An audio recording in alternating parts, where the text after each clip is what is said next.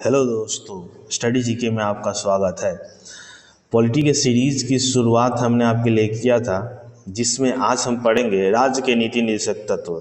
इस एग्ज़ाम में महत्वपूर्ण प्रश्न पूछे जाते हैं, 1 से 2 क्वेश्चन। इसके साथ साथ इसमें ऑफलाइन और ऑनलाइन दोनों का क्वेश्चन का समावेशन है। तो आइए हम शुरुआत करते हैं। थ्योरी पार्ट जो कुछ इम्पोर्टेंट है उसी का हम अध्ययन करेंगे। तो स्टार्ट करते हैं। राज्य के नीति निर्देशक तत्व। तो राज्य के नीति निर्देशक तत्व की जो परिकल्पना है वो भाग 4 में अनुच्छेद 36 से 51 तक दिया गया है। अब महत्वपूर्ण बात ये आती है कि भारतीय संविधान में जो नीति निर्देशक तत्व है वो आयरलैंड के संविधान से प्रेरित है, मतलब आयरलैंड के संविधान से इसको लिया गया है। इसके बारे में डॉक्टर अंबेडकर के अनुसार कहा गया है कि नीति निर्देशक तत्व का लक्ष्य आर्थिक लोकतंत्र की स्थापना करना है। मतलब अलग अलग महापुरुष का अलग अलग मत है इसके बारे में। नीति निर्देशक तत्वों की प्रकृति अनुच्छेद 37 से स्पष्ट होती है कि इसके मुख्य पक्ष निम्नलिखित है। मतलब अनुच्छेद 36 में यह वर्णित है नीति निर्देशक तत्व के बारे में कि नीति निर्देशक तत्वों के उपबंध न्यायालयों द्वारा लागू नहीं करती है। राज्य का यह कर्तव्य है कि इस सिद्धांतों का कानून बनाकर लागू करे। मतलब ये पूरी दायित्व राज्य सरकार को दिया गया है। अनुच्छेद 39 में क्या कहा गया है? पुरुष और स्त्री को समान काम के लिए समान वेतन प्राप्त हो तथा बालकों हेतु कल्याणपरम कार्य आदि। कहने का मतलब कि बच्चों के लिए शिक्षा, स्वास्थ्य आदि के बारे में राज्य सरकार को सोचना है। समान काम के लिए समान वेतन हो, चाहे पुरुष हो या स्त्री हो। अनुच्छेद 39 के क में क्या है? समान न्याय तथा निःशुल्क विधिक सहायता का प्रावधान है, जिससे 42वें संविधान संशोधन अधिनियम द्वारा जोड़ा गया है। कहने का मतलब कि यह राज्य सरकार का दायित्व है कि राज्य के प्रत्येक नागरिक को निःशुल्क कानूनी सलाह देने की व्यवस्था की जानी चाहिए। अनुच्छेद 40 जो बहुत महत्वपूर्ण है के अनुसार राज्य ग्राम पंचायतों के गठन का प्रयास करेगा। इसमें महात्मा गांधी का आदर्शों को दर्शाता है, क्योंकि गांव के सपोर्ट में गांधी जी की मुख्य बात ये थी कि सबसे प्रथम गांव का विकास होना चाहिए, क्योंकि भारत क्या है? गांव का देश है। अनुच्छेद 42 के अनुसार मानवीय कार्य सुनिश्चित करने तथा मातृत्व सहायता प्रदान करने का प्रावधान है। कहने का मतलब कि यह राज्य सरकार पर निर्भर करता है कि मातृत्व अवकाश, जैसे कि अलग अलग राज्यों में अलग अलग व्यवस्था की गई है। जैसे बिहार में 6 माह की अवकाश की व्यवस्था की गई है, किसी राज्य में 9 महीने के, किसी राज्य में 1 साल की व्यवस्था की गई है। तो यह राज्य सरकार का दायित्व है। अनुच्छेद 43 के अनुसार राज्य कर्मचारियों को उचित मजदूरी तथा कुटीर उद्योगों के संवर्धन का प्रयास करेगा। कहने का मतलब मजदूरों की मिनिमम जो मजदूरी होगा ये राज्य सरकार तय करेगी, तथा जो छोटे छोटे कुटीर उद्योग है, जो ग्रामीण उद्योग है, उसके विकास का कार्य करेगी। अनुच्छेद 43 क के अनुसार राज्य उद्योगों के प्रबंधन में कर्मकारों की भागीदारी को सुनिश्चित करेगा। कहने का मतलब कि राज्य में जो भी आपको फैक्ट्री लगती है, उद्योग लगती है, तो उसमें राज्य सरकार ये सुनिश्चित करेगी कि अधिक से अधिक भागीदारी राज्य के लोगों को मिले।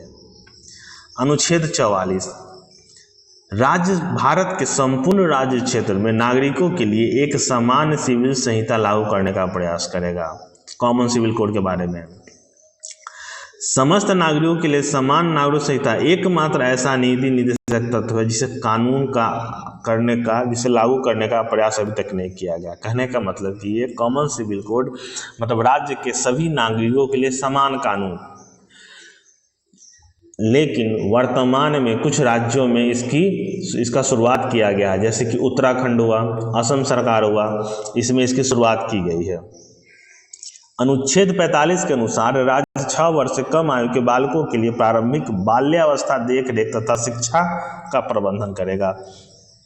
कहने का मतलब कि राज्य सरकार जो 6 वर्ष से कम बच्चे हैं उसका संपूर्ण पोषण राज्य सरकार का दायित्व है। जैसे उदाहरण के लिए बिहार में आंगनबाड़ी केंद्र चलाई जाती है, जिसमें मुफ्त पोषण खान पान दिया जाता है, टीका दिया जाता है, दूध की व्यवस्था की जाती है तथा शिक्षा की व्यवस्था की जाती है।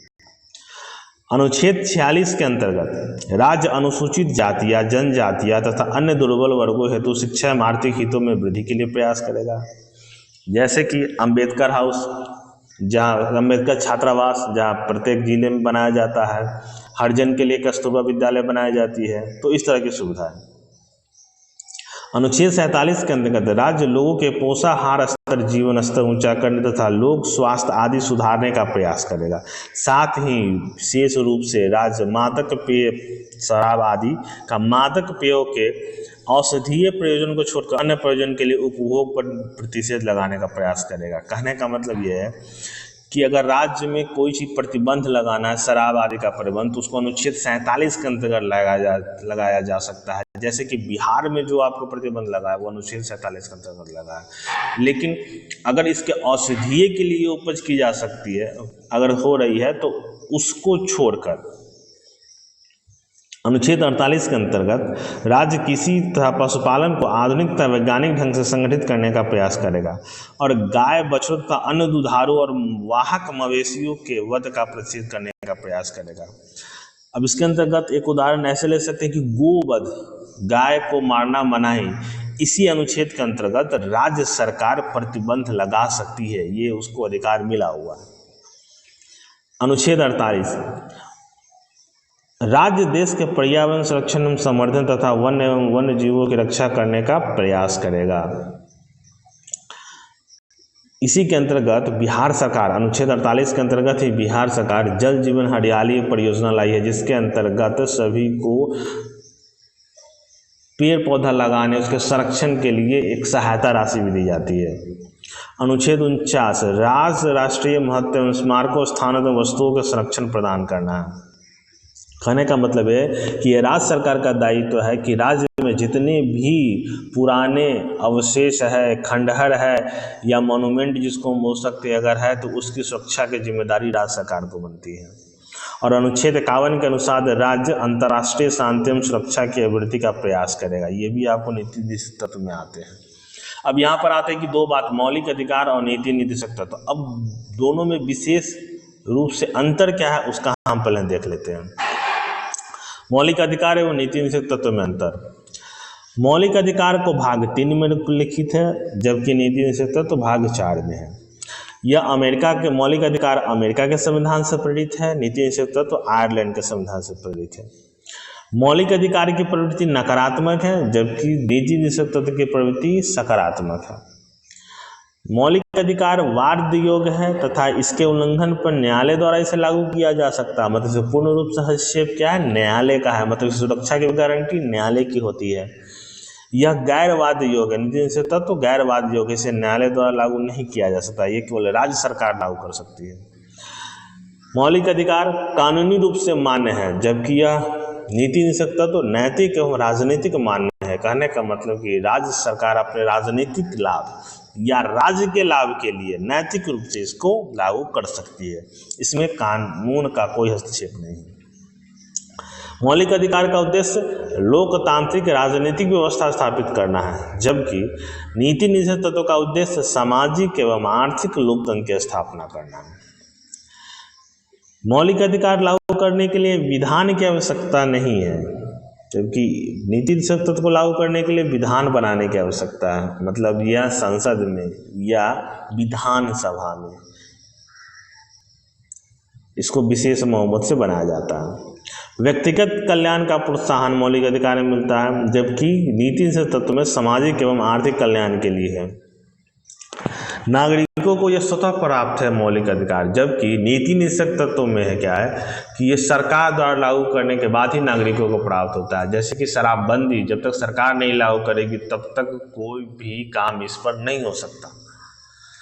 अब इसके बाद क्वेश्चन हम लोग देखते हैं, जो क्वेश्चन इससे संबंधित है, क्योंकि भारत के संविधान में शामिल राज्य के नीति निदेशक सिद्धांतों की अवधारणा किसके संविधान से ली गई है?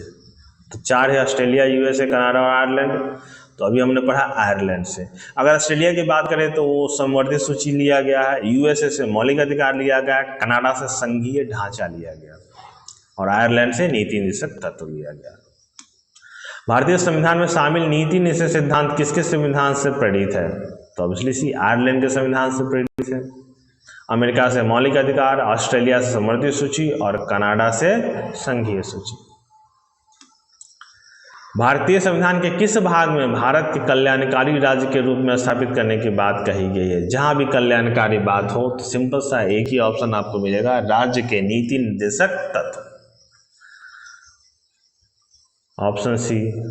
चौथा, भारतीय संविधान का भाग 4 निम्नलिखित में किससे संबंधित है? तो भाग 4 है आपको राज्य के नीति निषेध तत्व ही होगा, डी ऑप्शन। मौलिक अधिकार भाग 3 में आपको दिया गया है। भारतीय संविधान के निम्नलिखित में से किस भाग में सामाजिक एवं आर्थिक लोकतंत्र की सुनिश्चित किया गया है? आपात स्थिति का प्रावधान में सब खत्म हो जाता है, केंद्र राज्य संबंध ये अलग मुद्दा है, राज्य के नीति निर्देशक सिद्धांत था, ये सही है आपका राज्य का ऑप्शन सी, राज्य का नीति से सिद्धांत। भारत के संविधान में निर्देशक सिद्धांतों को शामिल किए जाने का मुख्य उद्देश्य क्या है? जहां भी नीति निर्देशक हो वहां पर सिंपल सा सामाजिक एवं आर्थिक समानता या समरसता। तो यहाँ पर ऑप्शन क्या दिएगा? सामाजिक आर्थिक लोकतंत्र स्थापित करने के लिए। ठीक है, आगे, भारतीय संविधान नागरिकों के लिए आर्थिक न्याय किसके माध्यम से सुनिश्चित करती है? आर्थिक न्याय के बारे में, जहां सामाजिक और आर्थिक न्याय हो तो वहां पर आप क्या हो गया? राज्य के नीति निर्देशक सिद्धांतों। तो निम्नलिखित में से किसे विशेष बहुमत द्वारा संशोधित किया जा सकता है?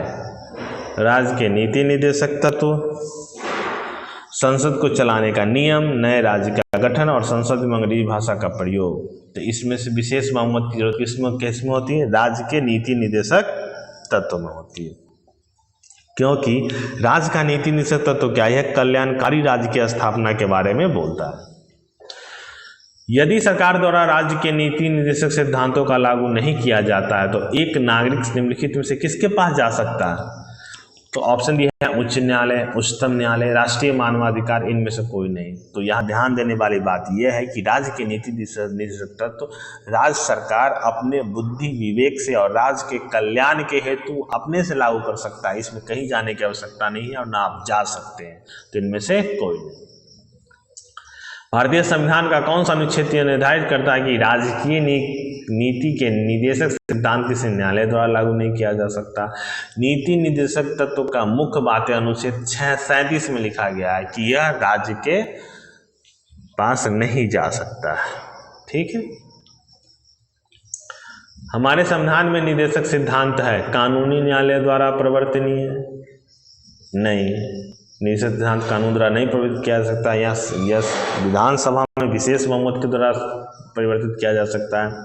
अर्ध परिवर्तनीय नहीं, आंशिक रूप से अपरिवर्तनीय नहीं, कानूनी अदालतों द्वारा अपरिवर्तनीय, हाँ कानूनी अदालतों के द्वारा अपरिवर्तनीय कहने का मतलब कानूनी अदालत इसको परिवर्तित नहीं कर सकता है।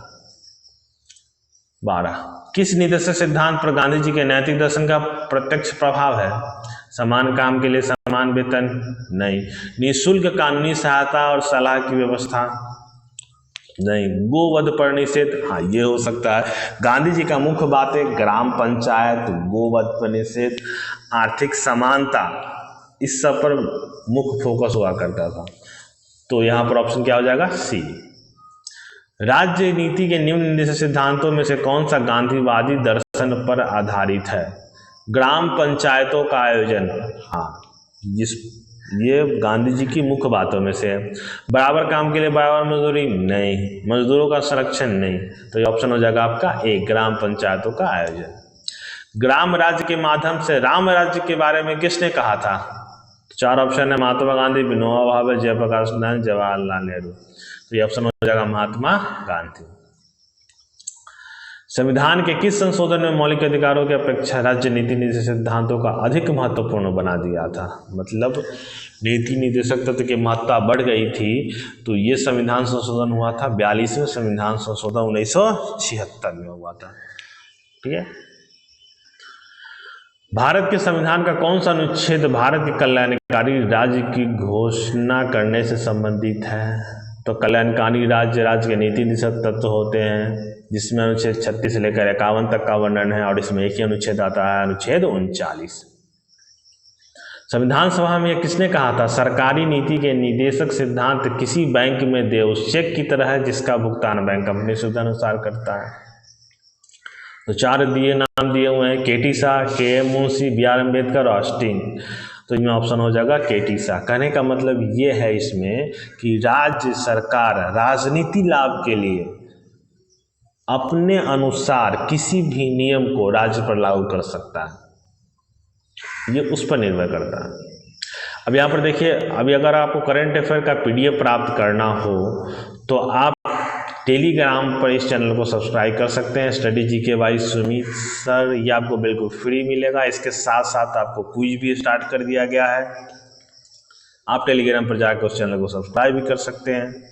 और यूट्यूब जो आप देख ही रहे study GK by Sumit sir, ठीक है। अगला हम चलते हैं, जो ऑनलाइन में पूछे हुए कुछ प्रश्न हैं, 2 से 4 प्रश्न ऑनलाइन में पूछे गए हैं, उसको भी एक बार हम लोग देख लेते हैं। भारत में नियोजन अपने उद्देश्यों और सामाजिक परिसरों, सार्वजनिक नीति, राज्य नीति के निर्देशक सिद्धांतों, मौलिक अधिकारों व मौलिक कर्तव्यों में से किससे प्राप्त करता है? जो मूल रूप है वो प्राप्त करता है राज्य के नीति निर्देशक सिद्धांत से, ठीक है। आगे, भारतीय संविधान का अनुच्छेद 44 नागरिकों के लिए समान नागरिक संहिता से संबंधित है। यह किससे लिया गया है? राज्य के नीति निर्देशक सिद्धांत से। भारतीय संविधान का अनुच्छेद 48A पर्यावरण और संरक्षण, सुधार एवं वन जीवों की सुरक्षा किससे संबंधित है? तो राज्य के नीति निर्देशक सिद्धांत। भारतीय संविधान का अनुच्छेद 39A समान न्याय और निःशुल्क कानूनी सहायता किससे संबंधित है? तो ये हो गया राज्य के नीति निर्देशक सिद्धांत। कल्याणकारी राज्य संबंधी विचार किससे दिए गए हैं? तो ये हो गया राज्य के नीति निर्देशक तत्व। तो इस तरह से आपका एक चैप्टर खत्म हो गया। तो मिलते हैं अगले वीडियो में। धन्यवाद।